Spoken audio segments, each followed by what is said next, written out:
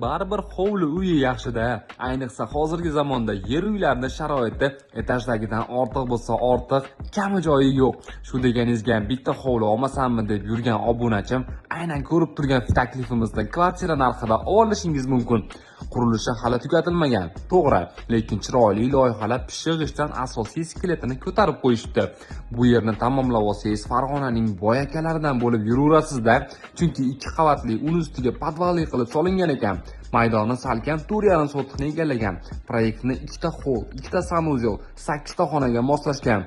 Endi bu yog'ini o'zingizning ehtiyojingizga, didingizga qarab qolganini davom ettirib olaverasiz. Hali uy bitkazilmagani uchun bu yerga olib kirib ulgurmagan bo'lsa ham, kommunikatsiyani hammasi bor ekan. Kadastr hujjatlari ham tayyor. Hujjat tomondan ortiqcha bosh og'riq bo'lmaydi. Kelishgan kuningiz qo'lingizga topshirishadi. Narxini 65 ming deyishmoqda. Aytganimdek, opisiyaga tushib, egalarining nomerini oling, bog'laning.